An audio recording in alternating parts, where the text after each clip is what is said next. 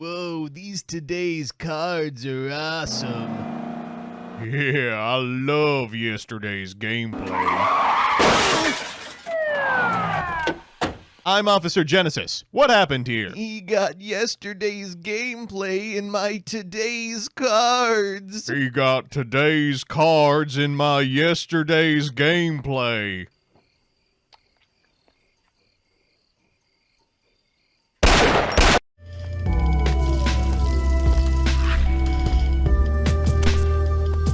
Good afternoon, Genesys gamers. I'm MBT, and this is 100 Point Playtesting. New points list PogChamp, new points list PogChamp. As we take a look at the nerfs and buffs from the last adjustment, I think it's time to turn back the clock to yesterday's gameplay and look at a force from yesteryear.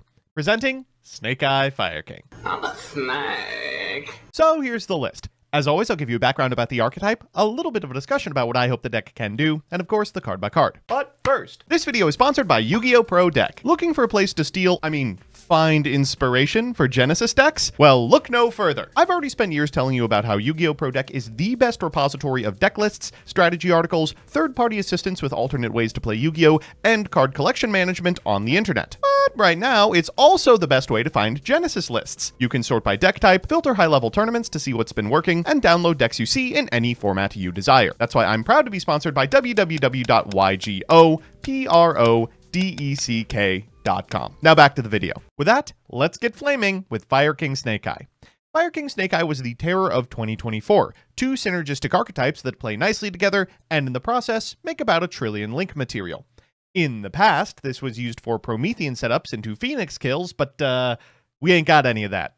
As a result, we'll be using the Fire Kings and the Snake Eyes for a different reason, making rank 8s, rank 1s, and generally sticky boards. This deck's got a ton of really cool stuff in it, from Chase for Vengeance to the Jurak line, and they're of course helped by both the OSS reduction and the Fire King changes.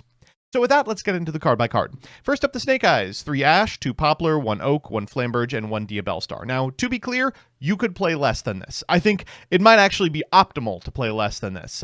No reason to really go through the Oak line. You don't get too much for it.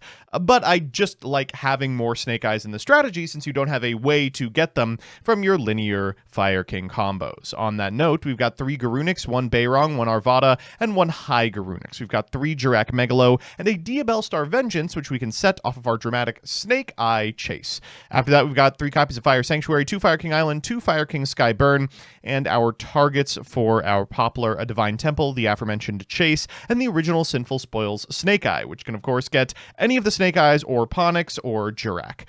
After that, we've got our pointed monsters. Fire King Courtier Ulcanix, still only at 1 copy, but so necessary to the strategy. 3 Fire King Ponix, 3 Fire King High Avatar Kirin, triple Ghost Ogre, and double DD Crow, searchable off of our Lyrilisk Recital Starlings. In the extra, we've got double Snake Eyes Doom Dragon, 1 apiece of Meteor and a Stero, Vermilion Dragon Mech, and Stellar Wind Wolf Ryet, something to do on the play and the draw with our 1-star Jurak tuner and hands that can use it.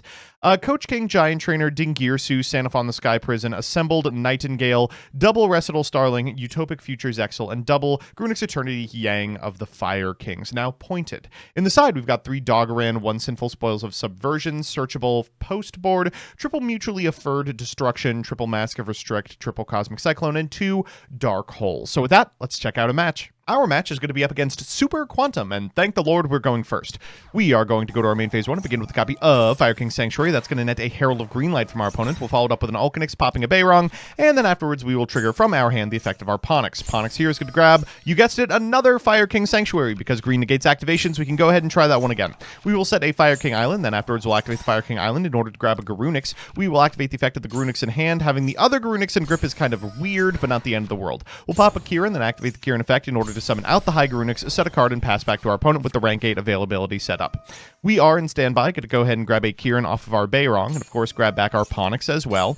From this position, our opponent's going to go main and summon out Minimalian. We will go for the Xyz here, making Garunix Eternity, popping the entire board, and then summoning out the Ponix in order to grab from deck to hand another copy of Sanctuary for next turn. From here, our opponent's going to go ahead and activate the effect of Blue Layer for a Zaytan. That Zaytan can special to their side of the field and potentially pop off, but not if we deal with it first. We're going to use Skyburn here. They'll chain Quantum Black, and we'll be able to pop their monsters using the effects of the Hyang in the graveyard to bring back Garunix and the Volcanics so that we can add to our hand, then summon this Arvada. We'll use the effect of the Kieran to do just that, popping this copy of Alfan in the process, and our opponent scoops it up. So that's how the deck performs on the play, but what does it do on the draw? Well, for game 2, our opponent's going first, and we have not drawn any non-engines, so They're going to begin with a copy of Minimalian. They'll activate the effect in order to make a Super Quantum Blue layer. That effect will activate as well. They will grab a Zaytan to hand.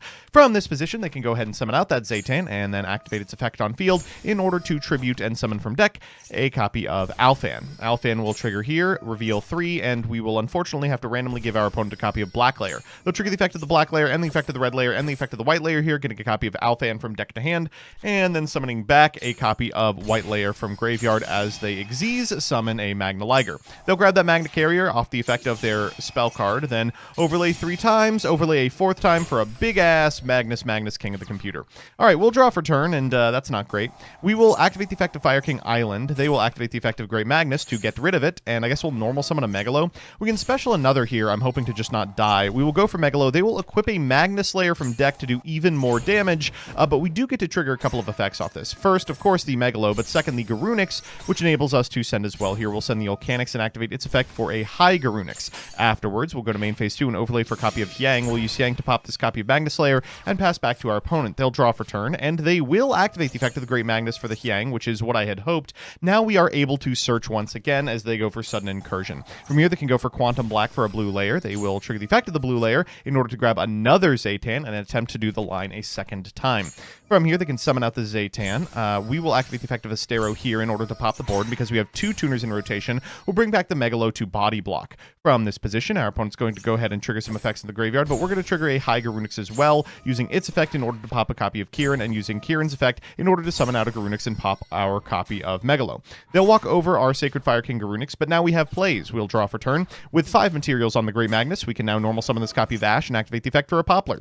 Afterwards, we'll activate the effect of the Poplar in hand in order to summon it to our side of the field, and we'll grab from deck to hand a copy of Snake Eye Temple. From here, we will set the Snake Eye Temple, and we will put into the back row another copy of Poplar before we activate the effect of the Ash for an Oak, and Oak effect in order to cycle back this copy of Jurak Megalo, Poplar to put back Poplar, and Oak to send for Flamberge. They'll Nibiru here, but it's not that big of a deal because we get a big token. We'll trigger the effect of the Divine Temple as well as the effect of the Flamberge for an Ash and an Oak, and go to the battle phase walking into the Nibiru so that it's destroyed and we can bring out High Garunix. We'll activate that, sending a Kieran, then Kieran effect summoning back to pop the Nibiru as we finally have enough attack to get over the Great Magnus. But our woes are not yet over because not only does Magnus float, all its materials have graveyard effects as well. So first, blue layer is going to shuffle everything back, then they'll be able to use the effect of the red layer in order to summon back a black layer, the white layer to grab an Alfan, and then summon from the graveyard 3 different Xyz monsters, all with huge butts. Okay, we will walk over the black layer, which is fine. They'll trigger that for another copy of Super Quantum Black, and then in main phase 2, we will overlay to get ourselves a copy of Recital Starling for DD Crow,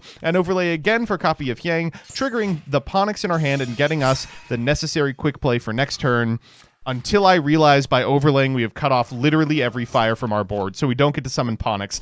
Now we're just hoping this Alfan doesn't kill us, unfortunately. They're going to go for white layer 1 and black layer 2 and red layer 3, though we can DD Crow the red layer target. I'm feeling okay here until I realize that they've spent 10 points on Typhon. Okay, well, kind of a misplay by me, but also a game we probably shouldn't have been in anyway. Let's go next and try it out. So I hope what this is imparting to you is that this deck has a lot of teeth to it. It's got play that's really hard to see a lot of the time. We're going first for game 3, and we're going to begin with a copy of Fire King Sanctuary that's met with a green light. Oh my god. So it's normal summon on Volcanics. They'll activate Black Layer, and they're down to 1 card in hand. We're going to go ahead and pop this Garunix for a Garunix, and then use the Garunix as they use the Black Layer to go into a copy of Magna Liger. We'll activate the effect of our Garunix, sending a Kieran. They'll pop it. We'll activate the effect of Kieran. They'll activate Black Layer to put a 2nd card in their hand as we summon back this copy of Garunix and pop their Magna Liger before they activate the effect of red, bringing back black. Finally, we'll go Hyang to pop it, and then activate Dramatic Snake Eye Chase. How's that for a simplified board state? At end step, we'll bring out this Diabell Star Vengeance